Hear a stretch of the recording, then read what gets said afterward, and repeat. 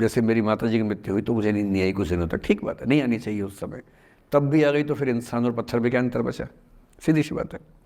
But keeping aside those rare instances, कोई कुछ भी कर ले हमें तो बढ़िया नींद आती है। और मैं ये कहना चाह रहा हूं, मैंने ये सीखा है अपने पिताजी से, और सीख सकते हैं इसको, ये केवल तुक्के की बात नहीं है, सीख सकते हैं। मेरे जो पेरेंट्स हैं, पिताजी और माँ, वो एक अनूठा कॉम्बिनेशन है। अच्छा, किसी शादीशुदा जोड़े से अकेले में बात करके देखिए, जब वो कंफर्टेबल हो आपके साथ, आप उनको बोलिए कि मुझ में और मेरी पत्नी में, या मुझ में और मेरे पति में ज़्यादा चीज़ें मैच नहीं होती हैं। सीरियस होकर बोलना, मजाक के मूड में नहीं, सीरियस मुंह बना के बोलिए, थोड़ा भरोसे में लेके। दुनिया का हर जोड़ा आपसे बोलेगा आप में तो फिर भी कुछ मैच होता है, हम में तो कुछ मैच नहीं होता, एक भी मैच, सारे जोड़े ऐसे ही चल रहे हैं। सबको लगता है कि उसका घर बढ़िया चल रहा है, मेरा ही ठीक नहीं चल रहा, क्योंकि उसका घर आपने फेसबुक पे देखा है, अच्छी अच्छी फोटो देखी हैं। 24 घंटे में से जो 2 अच्छे मिनट आए थे, उसमें ली गई 25 फोटो में से बेस्ट फोटो फेसबुक पे आई थी। और अपने घर में आप बाकी 24 घंटे में से 2 मिनट छोड़ के बाकी देख रहे हैं। तो दूसरे का घर हमेशा अच्छा लगता है कि यार लाइफ हो तो उनके जैसी हो। तो हमारे माता पिता भी स्वभाव उनका भी थोड़ा अलग रहा, सबका है, हमारा भी है। तो मेरे पिताजी हैं मस्त मौला आदमी, जैसे कबीरदास एकदम फक्कड़ मस्त मौला आदमी, भाड़ में जाए दुनिया उस मूड में रहते हैं, नुकसान हो जाए भाड़ में जाए। गीता का सार उन्होंने अपने मन में बिठा लिया है। उनका बड़े से बड़ा नुकसान हो जाता है तो क्या बोलते हैं, हमारा क्या था, जो लाए थे, जो लिया यहीं से लिया, जो दिया यहीं दिया, साथ लेके क्या जाना है, बात खत्म, कोई टेंशन ही नहीं उनको। और बाकी सब लोग टेंशन में कि अब क्या करें, ये हो गया वो हो गया, कैसे मैनेज करें। मेरी माँ को तनाव हो जाता था, और जब पिताजी ऐसे हो तो माँ को तनाव होगा, सीधी सी बात है। अगर माँ वैसी होती पिताजी तनाव में रहते हैं, तो सामान्य बात है। जब घर में एक व्यक्ति मस्त मौला हो तो बाकी लोग तनाव तो फिर बांटेंगे ना आपस में। वो बड़ा तनाव में रहती थी, उनको घर की चिंता, बच्चों की चिंता बहुत सताती थी। पिताजी भी चिंतित थे बच्चों को लेकर, जैसे कोई पिता होता है, पर उनकी नेचर थी कि ठीक है देख लेंगे जो होगा, अरे देख लेंगे, अरे भाड़ में जाओ, उस मूड में रहते हैं, आज भी रहते हैं। मेरी माँ 73 की उम्र से कुछ महीने पहले चल बसी, उनका जीवन समाप्त हुआ। मतलब मुझे नहीं पता कि जीवन क्यों समाप्त होता है, क्योंकि बड़े बूढ़े कहते हैं कि हर व्यक्ति के सांस का इतिहास है, सांसें लिखी हुई हैं ईश्वर ने, उतनी सांसें मिलेंगी। मुझे बहुत भरोसा इस बात में है नहीं, क्योंकि भगवान ऐसा क्यों करेगा कि जापान में सांसें ज़्यादा लिखेगा और अफ्रीका में कम लिखेगा, भगवान ऐसा क्यों करेगा। और अगर सांसें पहले से लिखी हुई हैं तो हमारी जीवन प्रत्याशा क्यों बढ़ती जा रही है। अगर सांसें पहले से फिक्स हैं तो आज़ादी के समय से लेकर आज के 70 साल में जीवन प्रत्याशा लगभग 2.5-3 गुना बढ़ गई। और हम ये भी कहते हैं कि लोग खराब हैं। अगर लोग बुरे हैं तो जीवन छोटा होना चाहिए कर्मों के हिसाब से। लोग खराब हैं और जीवन बड़ा होता जा रहा है। तो मुझे उन मान्यताओं में बहुत भरोसा है नहीं कि सांसें लिखी हुई हैं। अगर सांसें लिखी होती तो मनुष्य की औसत आयु 25 साल से ऊपर नहीं होनी चाहिए थी, 25-30 मैक्सिमम।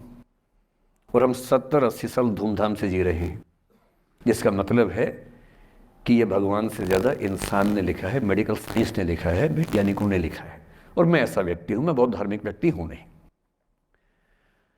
और मैं इसको छिपाता भी नहीं हूँ। मैं बहुत छिप छिप के बहुत जी लिया। अब मैंने ठान लिया कि मैं जैसा हूँ वैसा रहूँगा। ना मुझे किसी पार्टी से मतलब है, ना किसी विचारधारा से मतलब है। मैं विचार वाला आदमी हूँ, धारा वाला नहीं हूँ। जिसको धारा में बहना है बहे, हम तो अकेले चलेंगे, विचार के साथ चलेंगे, जो ठीक लगता है वो बोलेंगे और वैसे ही रहेंगे। हाँ, गलत बोलने से बचता हूँ, किसी के बारे में गलत बोलना मुझे अच्छा नहीं लगता है, लेकिन जो सही लगता है वो तो बोलूँगा ना भाई। मेरे पिताजी 81 साल के हैं, अभी 81 साल के हुए कुछ दिन पहले, और एकदम मस्त मौला आदमी है, मुझसे ज़्यादा युवा हैं। मैं 50 साल का बूढ़ा हूँ, वो 81 साल के युवा हैं। उनके चेहरे की चमक, मतलब कई ट्यूबलाइट फेल है उनके सामने, ऐसी चमक चेहरे पर रहती है। क्यों रहती है? उसकी एक वजह यह कि वो रोज़ सुबह 2-3 घंटे प्राणायाम, योग, ध्यान, बहुत कुछ करते हैं। उनका भोजन इतना संतुलित है, सप्ताह में कम से कम एक बार, कभी कभी महीने में 4 से ज़्यादा 6-7 बार उपवास करते हैं पूरा पूरा। वो सब चीज़ें उनके अभ्यास में हैं जो मेरे अभ्यास में उतनी नहीं है। मैं भी कोशिश करता हूँ पर अभी उतना सफल नहीं हो पा रहा हूँ। पर मेरी राय में उनके इस सुंदर जीवन का सबसे बड़ा राज ये क्षमता है कि वो हर चीज़ को लेट गो कर देते हैं। तनाव उनके पास आता है तो फिसल के निकल जाता साइड से, लेते ही नहीं तनाव किसी बात का। कुछ भी हो जाता है तनाव ही नहीं लेते। और मुझे लगता है कि काश ये चीज़ मेरी माँ के स्वभाव में होती, कम से कम 10 साल उनका जीवन और ज़्यादा तो होता। और मैं अपने अनुभव से बता रहा हूँ, बहुत विश्वास से बता रहा हूँ। मैं ना सोने जागने में नियमित व्यक्ति हूँ, ना मैं बहुत कसरत करता हूँ। ठीक हूँ, मतलब बुरा भी नहीं हूँ, ठीक हूँ।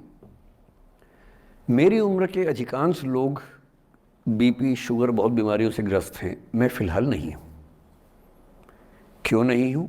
मेरे पास इसका उत्तर एक ही है, मैं लोड लेता नहीं किसी बात का, दबाव लेता नहीं, तनाव लेता नहीं। भाई अच्छा हो रहा है तो भी ठीक है। जब मैं सफल, जैसे मैं 3 साल में पिछले काफ़ी सफल हो गया, जितना मुझे नहीं होना चाहिए था, मैं तो कैसे हो गया हूँ सफल। अगर मैं सफल हो गया तो मैं इस बात का लोड भी नहीं ले रहा कि मैं सफल क्यों हो गया। अरे हो गया तो कैसे तो हो गया, कई लोग हो जाते हैं, हम भी हो गए, ऐसा क्या है। कल को नहीं रहूंगा, मान लीजिए, ऐसा हो सकता है, कल को फेल हो जाऊं कहीं। फेलियर को पचाना पता नहीं कितना मुश्किल होता होगा लोगों के लिए। मैं अपने बारे में जानता हूं, मुझे मुश्किल नहीं होने वाला, क्योंकि मैंने सफलता का लोड लिया ही नहीं अपने ऊपर। विफलता मुझे क्या प्रभावित करेगी, बहुत फर्क नहीं पड़ता है। और मैं दावे से कह रहा हूं कि यदि ये टेम्परामेंट आपका हो, जो मेरे पिताजी से मैंने सीखा है, तो आप जिंदगी में सफल कितने होंगे वो एक अलग पैरामीटर है, पर आपकी ज़िंदगी शानदार होगी। और जितनी ज़िंदगी आपकी है, जितनी सांसें आप कहते हैं कि लिखी हुई हैं, गारंटी से कह रहा हूँ कि 10 साल बढ़ जाएंगे। कुछ और लोगों के आप कम कर देंगे अलग बात है, लेकिन अपने 10 साल बढ़ा लेंगे। इसलिए ये सीखना बहुत ज़रूरी है कि कैसे लेट गो करना है ज़िंदगी की चीज़ों को। 3-4 प्रसंग होते हैं। एक होता है कि आप किसी को बहुत चाहते हैं पर वो आपको नहीं चाहता। आपकी उम्र में ये सब तो खेल होता है, और क्या खेल होता है। मेरे घर में 2 बच्चे हैं 17 साल के, तो मैं उनको देख के समझता रहता हूँ। वो मुझसे छुप छुप के किसी से बात करते हैं और मैं छुप छुप के सुन लेता हूँ। तो उन्हें नहीं पता, मुझे तो नाम भी पता है किससे बात करते हैं, एक आध का तो एड्रेस भी पता है मुझे। और मैं तो बच्चों को बोलता हूँ कभी जाना वाना हो तो मैं ले चलूँगा, चिंता मत करना, बोल देना कि ड्राइवर साथ में आया है, टेंशन मत लेना। तो मेरे तो बच्चे मेरे दोस्त हैं, मैं तो बड़ा दोस्ती के भाव में रहता हूँ। मेरा एक ही बेंचमार्क है कि वो जिस उम्र में जैसे हैं मैं कैसा था, और वो मुझसे अच्छे चल रहे हैं। उससे ज़्यादा उम्मीद मुझे करने में नहीं चाहिए। मैंने जो कुकृत्य 8वीं क्लास में किए थे उन्होंने 11वीं क्लास में किए, तो बहुत है। मैं ये क्यों मान के चलूँ कि वो देवी देवता पैदा होंगे? मेरे ही तो बच्चे हैं भाई।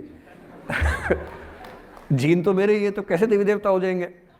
तो ज़्यादा उम्मीदें क्यों पालनी है बच्चों से भी? मैं क्यों चाहूँ कि मेरा बच्चा IAS जॉब करे? क्यों करे वो? IAS भी क्यों करे? उसका मन करेगा तो करेगा, नहीं करेगा तो भाड़ में है। अगर वो कहेगा कि मुझे स्टार्टअप करना है, स्टार्टअप कर लो भाई। अगर वो कहेगा मुझे कुछ और नौकरी करनी है प्राइवेट सेक्टर में, तो वो कर लो। मैं क्यों ठेकेदार बनूं उसका भाई? मैं क्यों ये चाहूँ कि वो मेरे रास्ते पर चले, मुझसे बेहतर बने?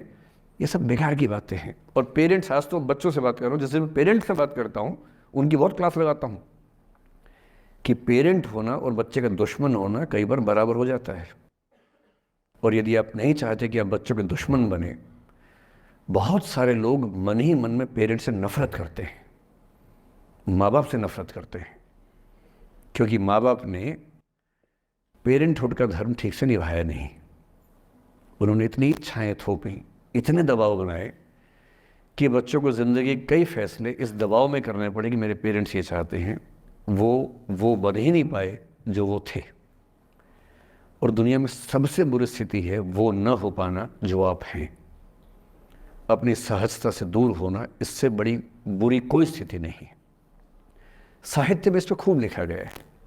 कामायनी एक रचना बड़ी प्रसिद्ध है जयशंकर प्रसाद की, उसमें मूल समस्या ही ये है, ज्ञान दूर कुछ क्रिया भिन्न है, इच्छा क्यों पूरी हो मन की, एक दूसरे से न मिल सके यही विडंबना है जीवन की। आपका दिमाग कुछ कहता है, दिल कुछ कहता है, कर कुछ हो रहे हैं आप। जिस व्यक्ति का दिमाग दिल और हरकतें आपस में कनेक्टेड हैं, कंसिस्टेंट हैं, उससे ज़्यादा सुखी कोई मनुष्य नहीं है। इसलिए मैं अक्सर कहता हूँ कि आप खुश हैं या नहीं, इसका सबसे बड़ा पैरामीटर ये है, आपका दिमाग, आपका दिल, आपकी हरकतें, आपके एक्ट्स अगर कंसिस्टेंट हैं, कोहेरेंट हैं, कनेक्टेड हैं, इंटीग्रेटेड हैं, तो आपसे ज़्यादा सुखी कोई नहीं है। और यदि आप पूरी ज़िंदगी केवल निभाने में खर्च कर देते हैं तो ठीक है, दुनिया की निगाह में आप सफल होंगे, पर किस दिन खबर आ सकती है कि अच्छे आदमी थे, नहीं झेल पाए, अंत में दिल का दौरा पड़ जाता है, बीपी हो जाता है, डायबिटीज़ हो जाता है। बच्चे बोलते हैं कि डायबिटीज़ चीनी खाने से होता है, बेकार बात है, डायबिटीज़ स्ट्रेस से होता है। डायबिटीज़ होने के बाद चीनी खाना मना है, चीनी खाने से आज से किसी को डायबिटीज़ नहीं हुआ है, डायबिटीज़ केवल तनाव से होता है। तनाव पहले ही दुनिया में इतने सारे हैं, नौकरी के तनाव, कितने झंझट दुनिया में हैं, उसके ऊपर से अपने स्वभाव से दूर होने का तनाव, कितना बड़ा तनाव है, क्यों पालना चाहिए। तो मैं कुछ सूत्रों में आपको बात बताता हूँ। इस उम्र में आप कितना उसको फॉलो कर पाएंगे मुझे नहीं पता, लेकिन कोशिश करेंगे तो कुछ तो फ़ायदा होगा ही। पहला सूत्र मेरा आप लोगों के लिए ये है कि जब आप किसी को पसंद करें और वो आपको पसंद ना करे तो टेंशन नहीं लेनी है, तेज़ाब तो नहीं उठाना है। ठीक, कई लोग इस मूड में रहते हैं, मुझे पसंद नहीं करेगी, मैं राजा हूँ, मैं नवाब हूँ, मुझे पसंद नहीं करेगी। अरे तू क्या है भाई, नहीं पसंद हो तो नहीं पसंद हो, ये क्या बात हुई। सबसे पहले अपने अंदर से लोकतांत्रिक बनिए, डेमोक्रेटिक बनिए। जैसे आपको हक है किसी व्यक्ति को पसंद करने का, उसको भी हक है किसी को पसंद या नापसंद करने का। यदि कोई ऐसा व्यक्ति जिसको आप पसंद नहीं करते वो आपको प्रपोज करे तो आप उसको मना ही तो करेंगे, बस मना इज्जत से कीजिए, किसी को बेआबरू करके मत भेजिए। ये नहीं कि अच्छा तुम शीशा देखा है कभी, रुको आईना मेरी जेब में लो, ऐसे नहीं करना है। बड़े बेआबरू होकर तेरे कूचे से हम निकले, वो वाला भाव जो गालिब को आया था वो भाव नहीं आना चाहिए। अगर कोई आपको कभी प्रपोज करे, आप लोगों की उम्र है, ये सब चलता ही होगा आप लोगों के बीच में, मैं आपके टीचर से सामने बोल रहा हूँ लेकिन मैं ऐसा ही हूँ, मैं जानता हूँ कि आपकी उम्र में से होता होगा, सब जानते हैं तो होता ही होगा। कभी किसी से ये उम्मीद मत करना कि वो आपको पसंद करे ही करे। यदि कोई रिजेक्ट करे, बस हाँ रिजेक्शन थोड़ा प्यार से होना चाहिए, बदतमीजी से नहीं होना चाहिए। उसके अधिकारों का उतना ही सम्मान कर रहे हैं जितना आप अपने अधिकार का सम्मान करते हैं कि ठीक है भाई आपको मैं पसंद नहीं, कोई बात नहीं, तू नहीं कोई और सही, कोई और नहीं कोई और सही, बहुत लंबी है जमी मिलेंगे लाख हंसी, इस ज़माने में सनम तू अकेली तो नहीं। कितने लोग हैं दुनिया में, ऐसा क्या है। और मैंने बहुत प्यारे प्यारे बच्चों को देखा रोते बिलखते हुए कि मैंने उसको प्रपोज किया, उसने मुझे मना कर दिया। अंकल, छोटे छोटे बच्चे आजकल मुझे लव गुरु मानते हैं अपने आसपास, वो मेरे पास आके ऐसी ऐसी बातें बताते हैं बड़ी क्यूट तोतली आवाज़ में, मैंने उसको प्रपोज किया, उसने मुझे ऐसे वाली आवाज़ में एकदम रोते बिलखते हुए। तो मैं बोलता हूँ बधाई हो बहुत बहुत तुम्हें, कॉन्ग्रेचुलेशन। मैंने अपनी ज़िंदगी में ऐसे 50 मामले देखे और 50 में से कम 49 मामले में जब कहीं दिल नहीं लगा, बाद में उससे बेहतर ही व्यक्ति मिला। अगर कभी ऐसा हो ना, मन ही मन में बधाई देना अपने आप को कि बच गया। हाँ बोल देता तो फंस जाती, हाँ बोल देते तो मर जाता। और मन में भाव वही रखना है, तो नहीं कोई और सही बात है, स्ट्रेस नहीं लेना है। मैं जानता हूँ कि आपकी उम्र में आसान नहीं होता, आपको रात रात भर सपने आएंगे, बेचैनी होगी, करवटें बदलते रहे सारी रात हम, आपकी कसम, ये सब ड्रामा होता है। ये फिल्मी गीत है, मुझे गीत कविता इतना याद है कि मुझे हर बात में वही दिमाग में आता है, मैं क्या करूँ। ये होता है आपकी उम्र में, पर वो भी एक फेज़ है। अगर ये फेज़ नहीं जिया तो भी क्या जीवन जिया। कभी कभी बेचैनी भी तो होनी चाहिए, वरना ज़िंदगी में मज़ा क्या है। अगर हर चीज़ लिनियर है, हर चीज़ फॉर्मुलाइज है, फिर मज़ा क्या है ज़िंदगी में। ये उठापटक, ये बेचैनी, ये घबराहट, ये तनाव, संतरास भी तो होना चाहिए कभी कभी ज़िंदगी में। इससे बुरी स्थिति तब होती है जब आप किसी रिलेशनशिप में हैं और वहाँ ब्रेकअप हो जाए, ये भी होता है। देखिए, मैं आपको बड़ी खरी खोटी सुनाने के मूड में हूँ। जिस तरह का प्रेम आप लोगों की पीढ़ी में होता है। मैं ये नहीं कह रहा कि आपकी पीढ़ी ख़राब है, हर पीढ़ी ऐसी होती है, बस ये कि आपकी पीढ़ी को सुविधाएं ज़्यादा मिल गई हैं। हमारी पीढ़ी में ना चिट्ठी लिख के भेजनी पड़ती थी, बड़ा रिस्क होता था। चिट्ठी लिखो कागज़ पे, फिर एक डाकिया ढूंढो भरोसे का, तो भरोसे वाला कुरियर बॉय या कुरियर गर्ल जाके चिट्ठी वहीं दे के आए जहाँ हमने कहा है। ये भी डाउट कहीं किसी और को दे के आ जाए। या कबूतर से बात करो, कबूतर जा जा जा, पहले प्यार की पहली चिट्ठी साजन को दिया। कबूतर का क्या भरोसा किसको दे के आ जाए। लेकिन कितना तनाव था उस ज़माने में। आपके ज़माने में क्या है, सीधे व्हाट्सएप निकाला, खटाक से भेज दिया मैसेज, और नंबर किसी से मांग लिया 1 सेकंड में। नंबर भी नहीं देना है तो किसी कौन कौन सी ऐप होती है, मैंने सुना कुछ और ऐप्स होती है, मेरा नंबर वाली भी होती है, इंस्टा होता है, एक और भी तो कोई होती है वो जिसमें कार्टून जैसा मुंह बन जाता है, स्नैपचैट। हाँ, स्नैपचैट पे चले गए, मैंने सुना है कि उसमें नंबर भी नहीं देना पड़ता है, ऐसा कुछ चक्कर है, वहाँ ढूंढ लिया। किसी को कुछ कन्वे करना इतना आसान दुनिया में कभी नहीं हुआ था जितना आज आसान है। इन सब के ऊपर टिंडर है, बम्बल है, पता नहीं क्या क्या है, राइट लेफ्ट करते जाना है, उसी में कहानी शुरू। पर ये कहानियाँ जितने हल्के तरीके से शुरू होती हैं, मैं दावे से कह रहा हूँ कि 100 में से 99 अट्रैक्शंस 1 से 2 महीने में ख़त्म हो जाते हैं। क्योंकि आप जिसके प्रति अट्रैक्टेड थे ना, वो तो उसका बाहर का परसोना था। जहाँ परिचय गहरा होता है, असलियत सामने आ जाती है, और जब असलियत सामने आती है झेलना बड़ा मुश्किल होता है। आपके सपने टूट जाते हैं। आप जिस छवि पे दीवाने हुए थे वो छवि तो सिर्फ छवि थी, वो तो इंसान नहीं था वैसा।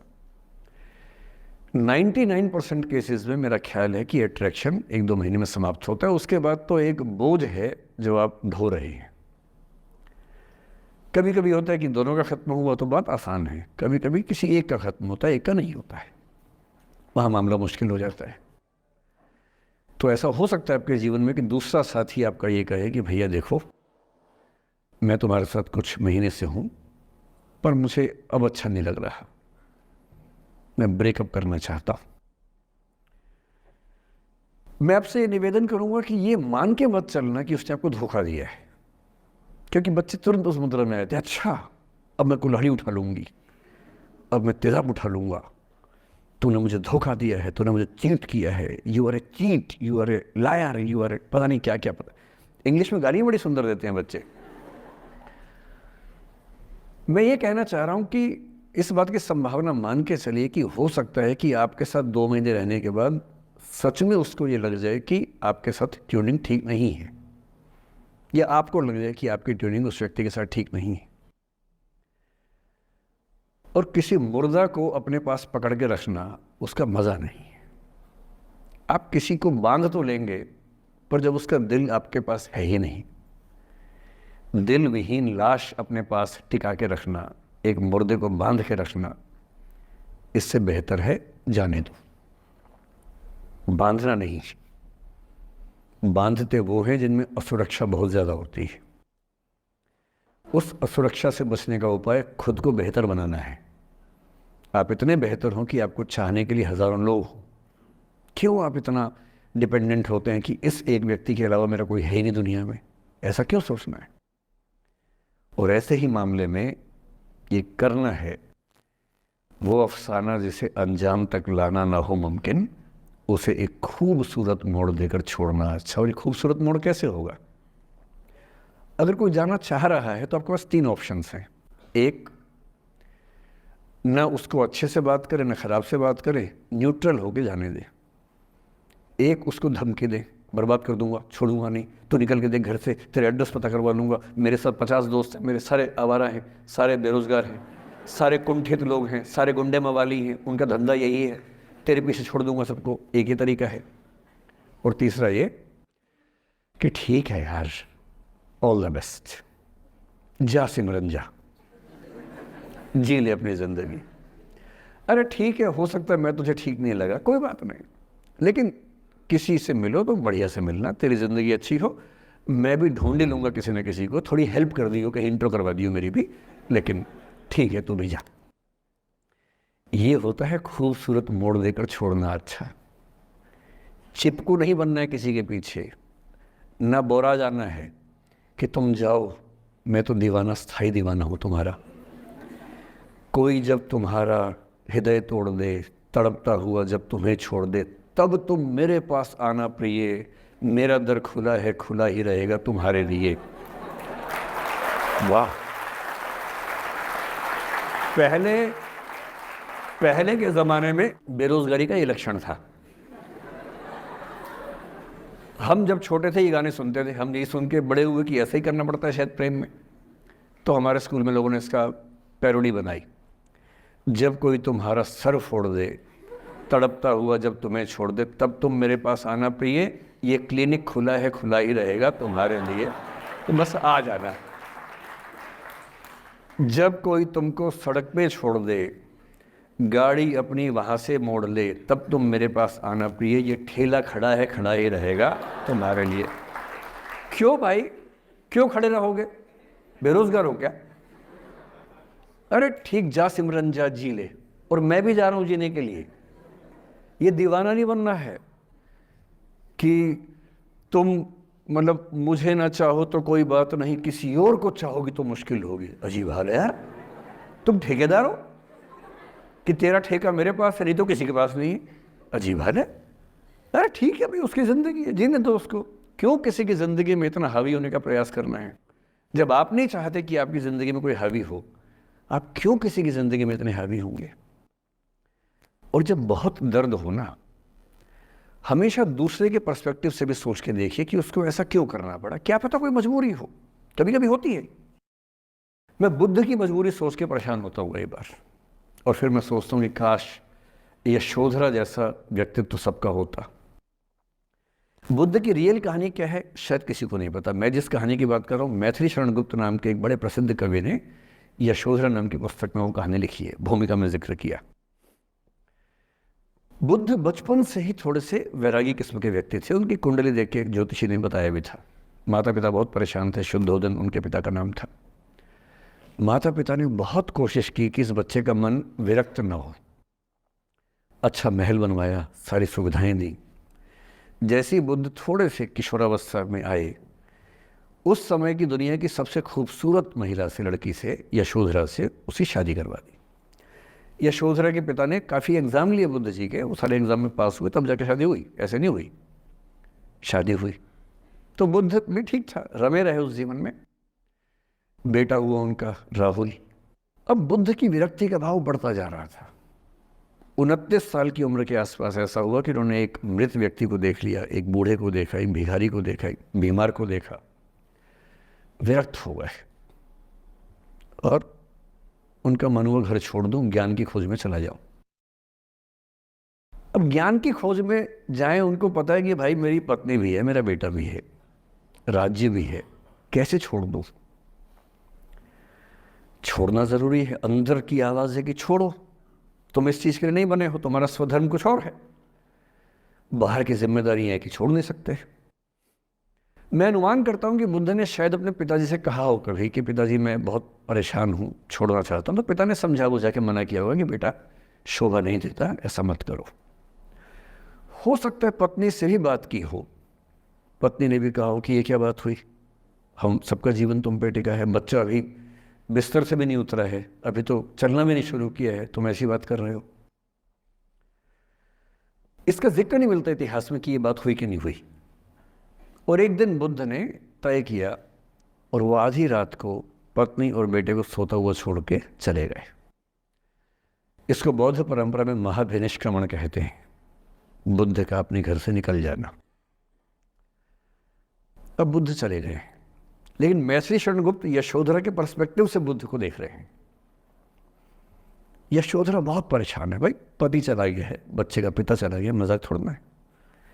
राजा परेशान है कि उनका उत्तराधिकारी चला गया है। यशोधरा इतनी परेशान है, बहुत लंबे समय तक छंद आते रहते हैं कि वो कितनी बेचैन है, कितनी परेशान है। लेकिन यशोधरा की सबसे बड़ी परेशानी इस बात से नहीं कि बुद्ध चले गए, इस बात से है कि बिना बताए चले गए, भरोसा नहीं किया। और वो अपनी सहेली से कहती है, सिद्धि हेतु स्वामी गए, यह गौरव की बात। मुझे गर्व है कि मेरा पति इतने महान काम के लिए गया है। सिद्धि हेतु स्वामी गए यह गौरव की बात, पर चोरी चोरी गए यही बड़ा व्याघात। सखी सखी वो मुझसे कहकर जाते, कह तो क्या वो मुझको अपनी पथ बाधा ही पाते। क्या मैं रास्ता रोकती उनका?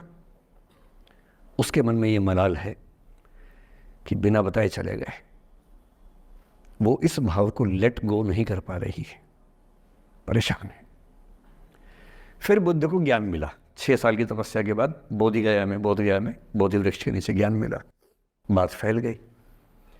जो 5 शिष्य बुद्ध को छोड़ के भाग गए थे उनके बुरे वक्त में, उन्हीं 5 को बुद्ध ने सबसे पहले ज्ञान दिया सारनाथ में, जिसको धर्मचक्र प्रवर्तन कहते हैं।